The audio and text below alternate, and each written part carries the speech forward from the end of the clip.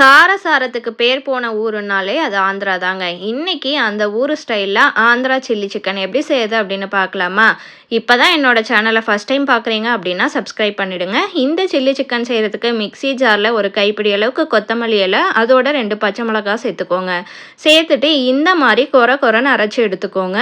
இதை எடுத்து தனியாக வச்சுருங்க. ஒரு பேனில் கொஞ்சமாக எண்ணெய் சேர்த்துட்டு அதில் சின்ன சின்னதாக கட் பண்ண பெரிய வெங்காயம் சேர்த்து நல்லா பொன்னிறமாக வர முடியும் வதக்கி எடுத்துக்கலாம்.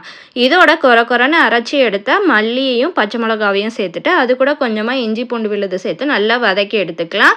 இதோட எலும்பு இல்லாத சிக்கன் நான் 100 கிராம் அளவுக்கு எடுத்திருக்கேன். இது கூட கொஞ்சமாக மஞ்சள் தூள் உப்பு சேர்த்து இதை நல்லா ஃப்ரை பண்ணி எடுத்துக்கலாம்.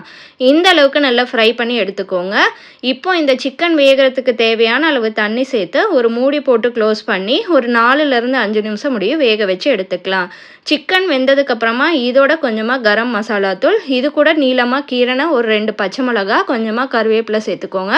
இது கூட கொஞ்சமாக எலுமிச்சை சாறு சேர்த்து நல்லா சிக்கனோட ஃப்ரை பண்ணி எடுத்துக்கலாம். இப்படி நல்லா ஃப்ரை பண்ணி எடுக்கும்போதே நல்லா வாசமாக வரும்.